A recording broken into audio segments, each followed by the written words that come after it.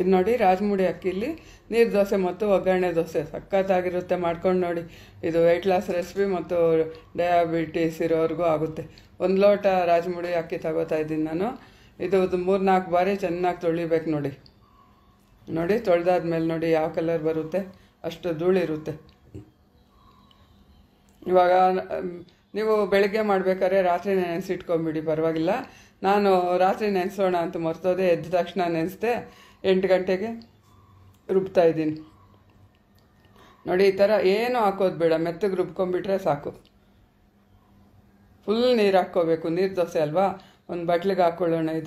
ಇದಕ್ಕೆ ಜಾರ್ಗೂ ನೀರು ಹಾಕ್ಬಿಟ್ಟು ಚೆನ್ನಾಗಿ ಇದು ನೋಡಿ ಮುಚ್ಚಳ ಮುಚ್ಚಿಬಿಟ್ಟು ಇದು ಉಲ್ಟಾ ಮಾಡಿ ಹಿಂಗಂದರೆ ಮೆತ್ಕೊಂಡಿರೋದೆಲ್ಲನೂ ಬಂದುಬಿಡುತ್ತೆ. ಇವಾಗ ಇದೆಲ್ಲ ಹಾಕ್ಬಿಟ್ಟು ಇನ್ನೂ ಸ್ವಲ್ಪ ನೀರು ಇಡಿಸುತ್ತೆ, ಇನ್ನೂ ಸ್ವಲ್ಪ ನೀರು ಹಾಕ್ತೀನಿ ನಾನು. ಹಾಕ್ಕೊಳ್ಳಿ. ಇದು ಜೀರಿಗೆ ಮೆಣಸು ಎಲ್ಲ ಹಾಕಿರ್ತೀವಲ್ವ, ಸಖತ್ತಾಗಿರುತ್ತೆ.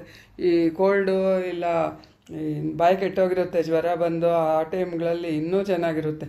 ರುಚಿಗೆ ತಕ್ಕಷ್ಟು ಉಪ್ಪು ಹಾಕ್ಕೊಂಬಿಟ್ಟು ಇದು ನೋಡಿ, ಇದು ನನಗೂ ಪ್ರೆನಿಲ್ಗೆ ಮಾತ್ರ ಮಾಡ್ತಿರೋದು, ಅದಕ್ಕೆ ಸಣ್ಣ ಲೋಟ ಹಾಕ್ಕೊಂಡಿದ್ದೀನಿ.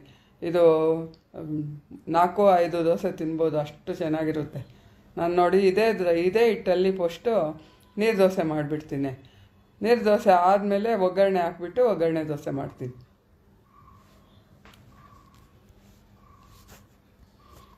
ನೋಡಿ ಹೆಂಚಿಗೆ ಚೆನ್ನಾಗಿ ಎಣ್ಣೆ ಹಾಕ್ಬಿಟ್ಟು ಒಂದು ಬಟ್ಟೆಯಲ್ಲೋ ಟಿಶ್ಯೂಲ್ಲ ಒರೆಸ್ಬಿಟ್ಟು ಒಂದೇ ಸೌಟ್ ನೋಡಿ ಎತ್ಕೊಂಡು ಹಿಂಗೆ ಹಾಕಿದರೆ ಸಾಕು. ನೋಡಿ ಅದೇ ಸೈಡ್ಗಳಲ್ಲಿ ಎತ್ಕೊಂಡ್ಬಿಡುತ್ತೆ, ತಿರುಗೋದೇ ಬೇಡ.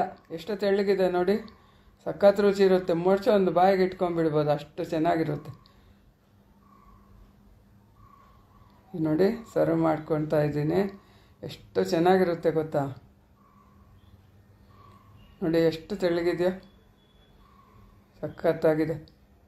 ಇದಕ್ಕೆ ಕಾಯಿ ಚಟ್ನಿನೂ ನೋಡಿ, ಕಾಯಿ ಚಟ್ನಿ ಕಡಲೆಪಪ್ಪು, ಕಾಯಿ, ಹಸಿಮೆಣ್ಸಿನ್ಕಾಯಿ, ನಿಂಬೆಹಣ್ಣು ಹಾಕಿದ್ದೀನಿ, ಕೊತ್ತಂಬರಿ ಸೊಪ್ಪು. ಇದು ಮತ್ತೆ ಸ್ವಲ್ಪ ಮಾಡ್ತಾಯಿದ್ದೀನಿ ಇದು ನಿಮ್ಗೆ ತೋರಿಸ್ಲಿಕ್ಕೆ. ಬೆಲ್ಲನೂ ಹಾಕ್ಬಿಟ್ಟು ಆರ್ಗ್ಯಾನಿಕ್ ಬೆಲ್ಲ, ಕಾಯಿ, ಏಲಕ್ಕಿ ಬೇಕಾದ್ರೆ ಹಾಕ್ಕೊಳ್ಳಿ. ಇದು ನೋಡಿ ಎಷ್ಟು ಚೆನ್ನಾಗಿರುತ್ತೆ ಈ ಕಾಂಬಿನೇಷನ್ನು. ಇನ್ನೂ ಬೇಕಾದ್ರೆ ಇನ್ನೂ ಪಾಕದ ಕೊಬ್ಬರಿ ಮಾಡ್ಬೋದು, ಅದು ಇನ್ನೂ ಚೆನ್ನಾಗಿರುತ್ತೆ. ಇನ್ನೊಂದು ಸರಿ ಮಾಡಿ ತೋರಿಸ್ತೀನಿ. ಅದು ನೋಡಿ ಎಷ್ಟು ಸಾಫ್ಟಾಗಿದೆಯೋ. ಚಟ್ನಿ ಜಾಸ್ತಿ ಹದ್ಕೋಬೇಕು, ಬಾಯಿಗೆ ಇಡಬೇಕು, ಸಾಫ್ಟಾಗಿರುತ್ತೆ, ಅಷ್ಟು ಚೆನ್ನಾಗಿರುತ್ತೆ. ಇವಾಗ ಒಗ್ಗರಣೆ ದೋಸೆಗೆ ಇಲ್ಲಿ ನೋಡಿ 4 ಮೆಣಸಿನ್ಕಾಯಿ ತಗೋತಾ ಇದ್ದೀನಿ. ಇದನ್ನ ಪೀಸ್ ಮಾಡಿ ಇಟ್ಕೋಬೇಕು. ಮೆಣಸಿನ್ಕಾಯಿ ಪೀಸ್ ಮಾಡಿ ಇಟ್ಕೊಂಡು ಆದಮೇಲೆ ಇದಕ್ಕೆ ಜೀರಿಗೆ 1 ಸ್ಪೂನು 1.5 ಸ್ಪೂನು ಕೂಡ ಹಾಕ್ಕೊಳ್ಳಿ, ತುಂಬ ಚೆನ್ನಾಗಿರುತ್ತೆ. ಇದು ಕಾಳು ಮೆಣಸು ಕುಟ್ಬಿಟ್ಟು ಪುಡಿ ಸ್ವಲ್ಪ ಹಾಕ್ಕೋಬೇಕು. ನಾವು ಎಷ್ಟಿದೆ ಅಂತ ನಾನು ಇಲ್ಲಿ ಸಣ್ಣ ಲೋಟಕ್ಕೆ ಒಂದು 15 ಅಷ್ಟು ಹಾಕಿದ್ದೀನಿ. ಕರಿಬೇವು ಅಷ್ಟೇ 1-2 ಕಡ್ಡಿ ತೊಳೆದ್ಬಿಟ್ಟು ಸಣ್ಣಗೆ ಕಚ್ಕೊಳ್ಳಿ. ನೀವು ಕೊತ್ತಂಬರಿನೂ ಅಷ್ಟೇ 1 ಇಡಿ ಅಷ್ಟು ಎತ್ಕೊಂಡು ತೊಳೆದ್ಬಿಟ್ಟು ಕಟ್ ಮಾಡಿ ಇಟ್ಕೊಳ್ಳಿ. ಇವಾಗ ಬಾಣಲಿ ಇಟ್ಬಿಟ್ಟು ಸ್ವಲ್ಪ ಎಣ್ಣೆ ಹಾಕ್ಕೋಬೇಕು.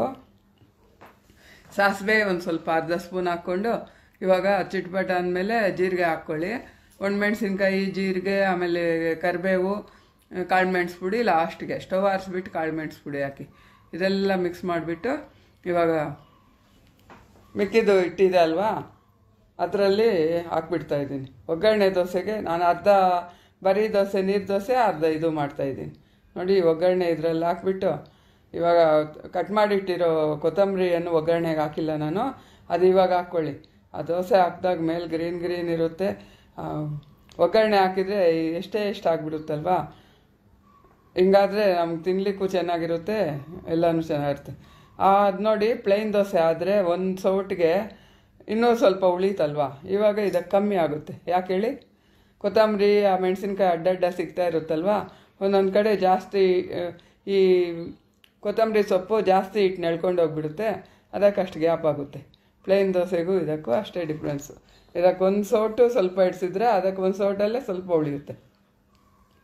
ಇದು ಅಷ್ಟೇ, ಏನು ತಿರುಗೋದು ಬೇಡ, ಎತ್ಕೊಳ್ಳೋದು. ಒಂದು ತಿಂತಾಯಿದ್ರೆ ಒಂದು ಆಗ್ತಾ ಇರುತ್ತೆ. ದೊಡ್ಡವ್ರು ಚೆನ್ನಾಗಿ ತಿನ್ನೋರಾದರೆ 10 ದೋಸೆ ತಿನ್ಬೋದು, ಏನಾಗಲ್ಲ. ಇದು ವೆಯ್ಟ್ ಲಾಸ್ ಮಾಡೋರು, ಈ ಡಯಾಬಿಟಿಸ್ ಇರೋರು ಆರಾಮಾಗಿ ತಿನ್ಬೋದು. ಮಾಡ್ಕೊಂಡು ನೋಡಿ. ನಿಮಗೆಲ್ಲ ಇಷ್ಟ ಆಯ್ತಾದರೆ ಎಲ್ಲರೂ ಶೇರ್ ಮಾಡಿ, ಲೈಕ್ ಮಾಡಿ, ಕಾಮೆಂಟ್ ಮಾಡಿ, ನಿಮ್ಮ ಅಭಿಪ್ರಾಯ ನಂಗೆ ತಿಳಿಸಿ, ಫಾಲೋ ಮಾಡಿ.